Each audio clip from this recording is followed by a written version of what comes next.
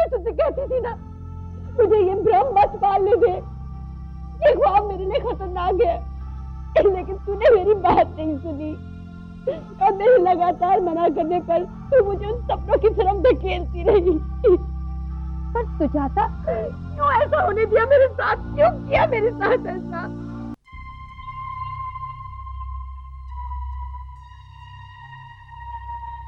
Engineer साहब, लीजिए, आखिर मैंने आपसे मिलाने ले ही आया।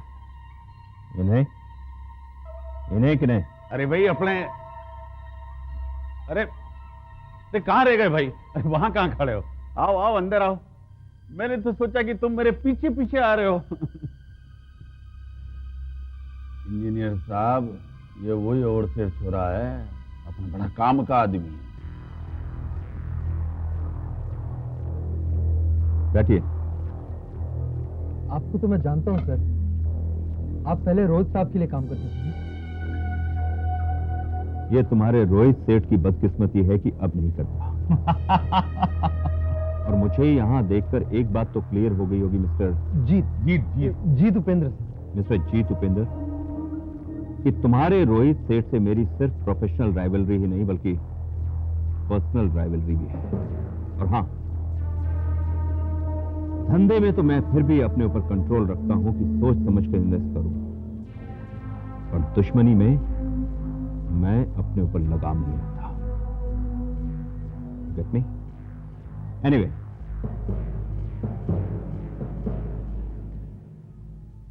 ये लो, रख लो, तुम्हें जरूरत भी है। जरूरतें तो कभी पीछा छोड़ती ही नहीं, लेकिन सर आप इसे वापस रख लीजिए, बेवजह इतना पैसा। ओह कम ऑन मिस्टर जीत, ये हमारे मिलने की खुशी में ही से। अरे भाई, इसमें सबसे बड़ी खुशी तो मेरी है। आज दिन तक दोनों के बीच में डाकी की तरह इधर से इधर घूम रहा था। अब दोनों का डायरेक्ट कांटेक्ट करवा दिया, मेरी भाग बंद। लेकिन सर फिर भी ये बहुत ज्यादा पैसा है सर। यही तो कमी है तुम्हारे अंदर।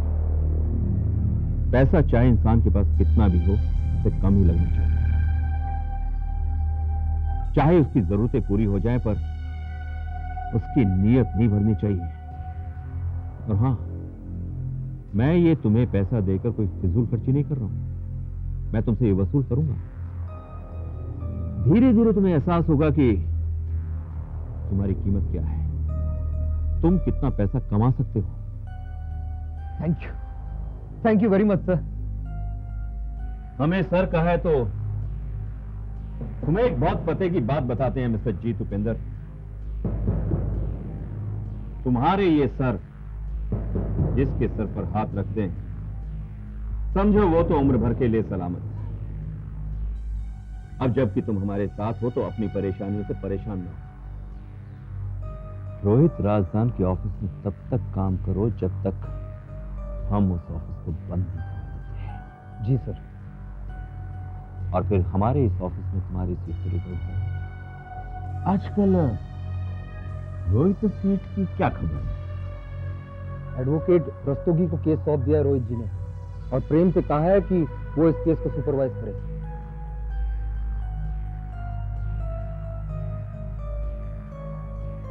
उतनी फुर्सत अब मिस्टर प्रेम को कहां मिल पाएगी मिस्टर जीत उपेंद्र,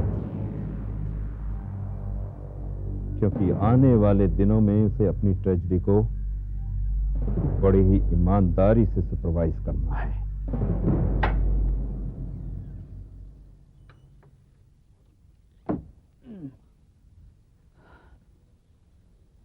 अरे आप लोग अभी तक तैयार नहीं हुए? अरे भूल गए क्या? हम लोगों को जाना है। अरे मोहसिन भाई क्या हो रहा है? फौजिया जी भाई, हम लोग कुछ भूल रहे हैं क्या? नहीं, मुझे तो ऐसा कुछ भी याद नहीं आ रहा है कि हम कुछ भूल रहे हैं। देखा भाई, हम कुछ नहीं भूल रहे हैं, बल्कि मुझे तो ये ताज्जुब हो रहा है कि तुम आज ऑफिस से इतनी जल्दी कैसे आ गए। तबीयत तो नासाज नहीं है ना मियां? अरे भाईजान, यहाँ आते वक्त एकदम ठीक था, यहाँ आने के बाद तबीयत नासाज हो गई है मेरी। तो फिर आप इन्हें डॉक्टर के पास ले जाइए। अरे मुझे डॉक्टर के पास नहीं जाना है, आप मुझे आश्रम में मेट्रन से मिलने ले चलिए। तो चलेंगे भैया, वहाँ भी चलेंगे, पर पहले जरा। कमाल करते हैं भाईजान, 1:45 बज रहे हैं और आप अच्छी तरह से जानते हैं कि 2 बजे वहाँ आश्रम में मेट्रन से मिलना है। और भाभी, आपको भी कुछ याद नहीं रहता है? प्रेम भाई, मुझे सब याद है कि आज 2 बजे वो आपके और सुजाता के रिश्ते की बात करने जा रहे अरे लेकिन 2 तो बजने वाले हैं ना। अरे हाँ, याद आया। आज तो 2 बजे की मुलाकात तय हुई थी, मगर 2 तो यही बज रहा है। अरे इसलिए तो तैयार होने वाली बात कर रहा हूँ। मगर प्रेम, अब तो हम 2 बजे के बजाय 3:30 बजे वहां पहुंचेंगे, तो मैट्रन तो वैसे ही रिश्ते से इनकार कर देगी। बोलेगी कि जिस बंदे को टाइम की तमीज नहीं है वो सुजाता की देखभाल क्या खाक करेगा। मेरे ख्याल से तो अब वहां जाकर कोशिश करने से भी कोई फायदा नहीं। अरे भाईजान, आप ये कैसी बातें कर रहे हैं? क्यों फौजिया, ठीक कह रहा हूँ ना मैं? जी बिल्कुल बिल्कुल ठीक कह रहे हैं। हाँ। अब इतना परेशान करना ठीक नहीं देखो है। देखो देखो फौजिया, ये गलत बात है। अभी प्रेम के चेहरे पर हवाइयां उड़ने ही वाली थी, तुमने सब भाभी, गड़बड़ कर दिया। आप भी नहीं भाई, मैंने कुछ नहीं किया है। ये है ना, ये आपके मोहसिन भाई का आइडिया है। दरअसल आपके आने से थोड़ी देर पहले सुजाता का फोन आ गया था कि मीटिंग 2 बजे की जगह 4 बजे रख दी गई है। हाँ, तो ऐसा करते हैं कि आज की जगह कल रखते हैं, क्योंकि बात यह है कि 3:45 बजे ऑफिस में मेरी बहुत इंपॉर्टेंट मीटिंग है, उसे मिस नहीं कर सकता। बाय। अरे मगर ऐसा अरे- कैसे कर सकते हो प्रेम? अरे प्रेम, प्रेम भाई रुकिए ना। अरे प्रेम, एक सेकंड सुनो तो। क्यों, कैसी रही? बदमाश। मैं सच कह रही हूँ सुजाता, तेरी और प्रेम की खुशी से कई ज्यादा खुशी फौजिया भाभी और उनके हस्बैंड को हो रही है। मुझे कई बार फोन करके पूछ चुके हैं कि सुजाता की पसंद नापसंद क्या है, हम कपड़े और गहनों में क्या क्या खरीदें। अगली बार उनका फोन आएगा तो ये जरूर कह देना कि सुजाता को उसके नसीब से कई ज्यादा खुशियां मिल चुकी हैं। अब अगर किसी के करने की बारी आई है तो वो है सुजाता की। जिंदगी में अजीब सस्पेंस है ना। अब प्रेम को ही ले ले, कब कहां से तेरी जिंदगी में आ गया कुछ पता नहीं चला।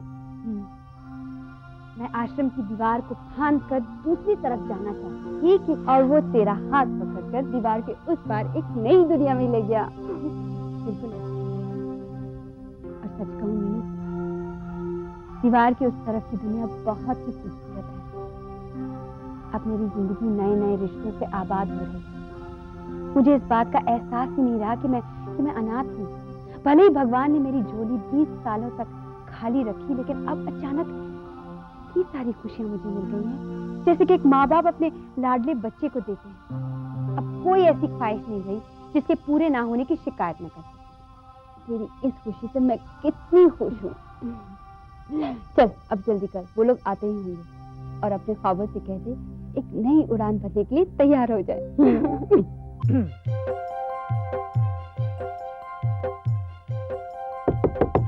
कौन है? अरे भाई, मैं हूँ प्रेम वर्मा। आप भी गजब करते हैं प्रेम बाबू। अंदर काफी टेंशन चल रहा है, जो मुझ पर नजर रखी जा रही है। आप अभी जाओ, बाद में बात करते हैं। देखिए, आज मैं आपसे मिलने नहीं आया, मैं मेट्रन मैडम से मिलने आया हूँ, इसलिए बेफिक्र होकर आप दरवाजा खोल के बाहर आ जाइए। मैडम से मिलने आए? इससे क्या खास बात है भाई? जी, इरादा तो बिल्कुल नेक है। आज मेरी ये जो विजिट है बिल्कुल ऑफिशियल है। ये देखिए, ये है मेरी भाभी फौजिया भाभी, और साथ में है मोहसिन भाई। नमस्ते जी। आदाब। और मोहसिन भाई, ये वो हैं जिनकी वजह से मेरी और सुजाता की जो प्रेम कहानी है उसे बहुत बड़ा योगदान मिला। बड़ी मदद की है इन्होंने। शुक्रिया। नहीं, मैंने आपकी नहीं, मैंने सुजाता बेटी की मदद की। दरअसल मेरी भी बेटियां इस साहब के गाँव में हैं, और मैं यहाँ पैसा कमाने के लिए आ गया। मेरी बेटियां मेरी नज़रों के सामने ही बड़ी नहीं हुई, वरना हर महीने में उनको मनाटे करता रहता हूँ। यहाँ लाने की मेरी हैसियत नहीं है उनको। अब वो धीरे धीरे वहाँ बड़ी हो जाएंगी और धीरे धीरे ससुराल चली जाएंगी। और मैं जब भी आश्रम में किसी बच्ची की मदद करता हूँ तो मुझे ऐसा लगता है कि मैं अपनी बच्चों की मदद कर रहा हूँ। कोई बात नहीं, हम आपकी बच्चियों के लिए दुआ मांगेंगे। लगता है आप किसी खास मकसद से आए हैं यहाँ। जी। बहन जी, आप तो पहले भी आई थी ना? हाँ, आज हम आपकी बेटी सुजाता का हाथ आपकी मेट्रन मैडम से हमारे प्रेम भाई के लिए मांगने आए हैं। वाह, ऊपर वाले ने मेरी सुन ली। अगर सुजाता बेटी का इतने अच्छे घर में परिवार में शादी हो जाती है तो उस बच्ची की तो किस्मत ही बदल जाएगी। आइए आइए आइए आइए आइए आइए आइए आइए आइए आइए आइए।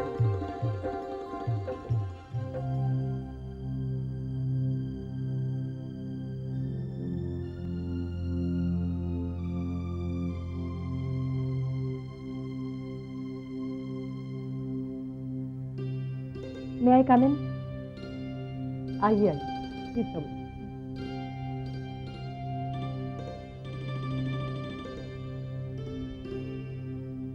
आप आ रही थे इसका तो मुझे पता था। आपके साथ कुछ लोग भी आने वाले हैं, इसका मुझे अंदाजा नहीं। ये मेरे हस्बैंड मोहसिन है और ये मेरे देवर प्रेम। आपको तो शायद मैंने पहले भी कहीं देखा है। अरे कुछ रोज पहले आप ही चौकीदार के साथ बात कर रहे थे। आपके यहाँ आने की वजह पूछ सकती हूँ? जी बेशक, लेकिन आपसे एक गुजारिश है, अगर आप सुजाता को भी यहाँ बुला लें तो बेहतर होगा। ठीक है। अरे टीना, जरा सुजाता को तो बुलाना। वैसे मेरे देवर प्रेम प्रोफेशन से तो इंजीनियर है, एक कंस्ट्रक्शन कंपनी में काम करते हैं। नौकरी बहुत अच्छी है और तनख्वाह भी बहुत अच्छी है। अच्छी बात है।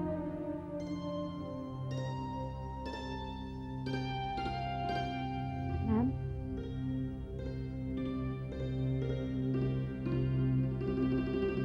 अरे सुजाता, इतनी सज-धज के इनके आने का इंतजार कर रही थी तुम?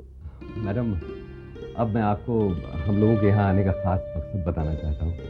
एक्चुअली मैं अपने भाई प्रेम का रिश्ता सुजाता के साथ करना चाहता हूँ। प्रेम का रिश्ता सुजाता के साथ? जी। और हम आपको यकीन दिलाते हैं कि सुजाता बहुत खुश रहेगी। आपने बेकार ही यहाँ आने की तकलीफ उठाई। अगर आप में से कोई भी या सुजाता मुझे इस बात का हिंट दे देती तो आपको यहाँ आने की तकलीफ नहीं उठानी पड़ती। नहीं नहीं, इसमें तकलीफ की क्या बात है। अब रिश्ते की बात करने का कायदा तो यही है। But I am sorry mister Mohsin, ये रिश्ता नहीं हो सकता। क्यों नहीं हो सकता? क्योंकि सुजाता की शादी तय हो चुकी है।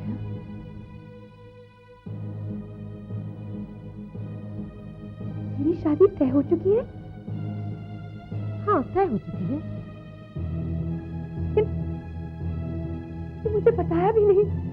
हमारे आश्रम में ऐसी प्रैक्टिस नहीं है कि हम अपने फैसले दूसरे को सुनाएं या दूसरों के साथ डिस्कस करें। देखिए, आप समझने की कोशिश कीजिए। मैं और सुजाता एक दूसरे से बहुत प्यार करते हैं। क्या? ये प्यार कैसे हुआ? कहाँ और कब हुआ? मेरे हिसाब से तो तुम आश्रम से बाहर जाती ही नहीं हो सुजाता। तो इसका मतलब है ये सब मेरी आंखों में धूल झोंकर। देखिए मैडम, इंसान अक्सर प्यार लोगों से छुपा कर ही करता है, और इन लोगों ने आपको धोखा देने के इरादे से कुछ भी नहीं किया। धोखा तो वो भी जो आप सुजाता की फ्रेंड बनकर इससे बाहर निकली थी। लेकिन अब मेरी समझ में आ रहा है, भले धीरे धीरे। देखिए, अगर आप कहेंगे तो हम उन तमाम गलतियों की आपसे माफी मांगते हैं। मैडम प्लीज इन दोनों की शादी हो जाने दीजिए। ये दोनों एक दूसरे को बेहद प्यार करते हैं और फिर प्रेम जैसा काबिल और जिम्मेदार लड़का, ये बात भी सुजाता के हक में जाती है। सुजाता के लिए भी यही बेहतर होगा। इस आश्रम ने उससे पनाह दी है, उसे पाला है, उसकी परवरिश की, उसकी सारी की सारी जिंदगी यही गुजरी है। तो कम से कम हमें तो कोई ये ना सिखाए कि हमारे कौन से फैसले सही हैं और कौन से फैसले गलत। आपका सरासर गलत है मैडम। सुनिए, आप यही रुक जाइए। मैडम प्लीज ऐसी नाइंसाफी न कीजिए। Please madam, please.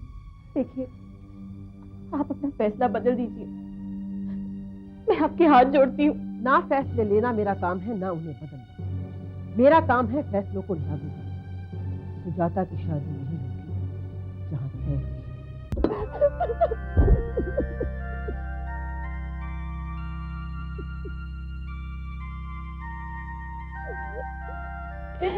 सुजाता,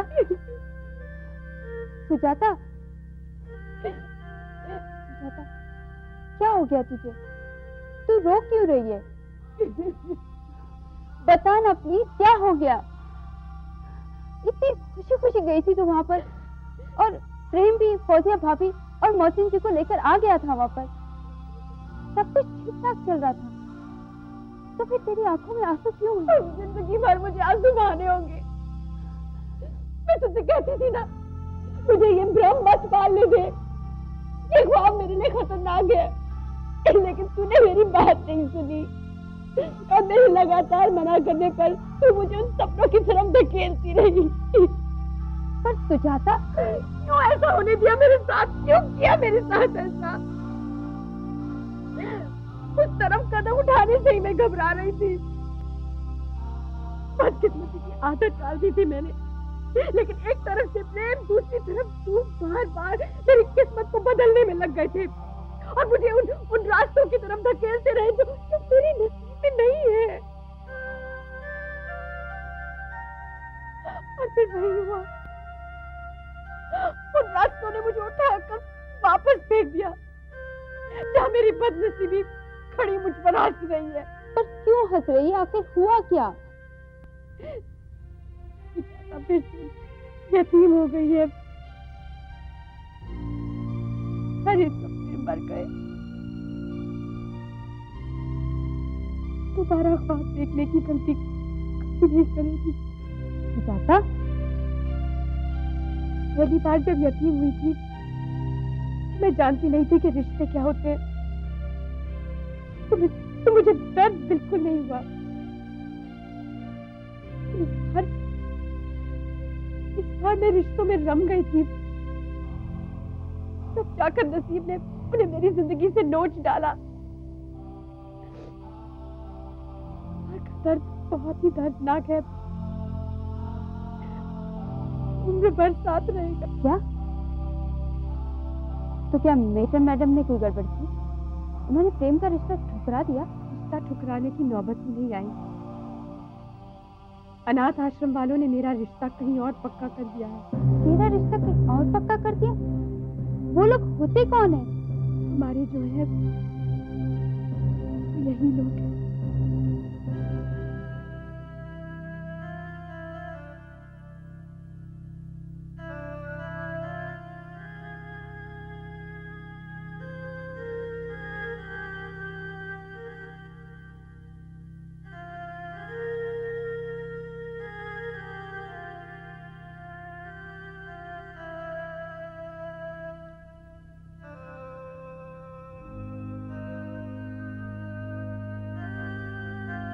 खामोशी में क्या गुफ्तगू जारी? नहीं, बस यूं ही बैठे हुए। यूं ही बैठे हैं या फिर मेरी फ्लॉप लव स्टोरी का मातम मनाया जा रहा है? नहीं प्रेम भाई, ऐसी कोई बात नहीं है। आईना लेकर आऊं क्या? आप लोगों को दिखाऊं कि आप लोगों के चेहरे पर क्या नजर आ रहा है? मेरे चेहरे की तरफ देखिए, देखिए, दुख का नामो निशान तक नहीं है। हाँ, मुझे इस बात का अफसोस जरूर है कि ऐसे हालात में मैं आप लोगों को ले गया। मैं इस बात के लिए बहुत शर्मिंदा हूं। मेरी वजह से ऐसी ऑकवर्ड सिचुएशन को आप लोगों को फेस करना पड़ा, मुझे इस बात का बहुत दुख है। बेकार की बातें मत करो। हमने जो कुछ किया वो हमारा फर्ज था प्रेम भाई। भाभी, आज मैं भी आपको एक वादा करता हूं, मेरे साथ आश्रम आकर आपने जो अपना फर्ज अदा किया है वो जाया नहीं जाए। अगर मेरी शादी होगी तो सिर्फ सुजाता से, सिर्फ उससे। मैं मानता हूं कि मेरी ये बात आप लोगों को बचकानी, जज्बाती लग रही है, लेकिन ये सब कुछ मैं अपने पूरे होशो हवास में कह रहा हूं। बड़ी ही सिंपल सी बात है मुझसे, मैं सुजाता के बगैर नहीं जी सकता, कोई रास्ता नहीं। आज जो कुछ भी हुआ वो नतीजा नहीं था मेरे और सुजाता के प्यार का, नहीं, वो तो एक आखिरी खाई है जिसे मुझे पार करना है और मैं उसे पार करूंगा। इसलिए आपके पास मौसम है और आपके पास भाभी और मेरे पास ऐसी कोई वजह नहीं है जिसे लेकर हम लोग इस तरह से यहां पर मायूस बैठे। Let's be happy. चीयर्स।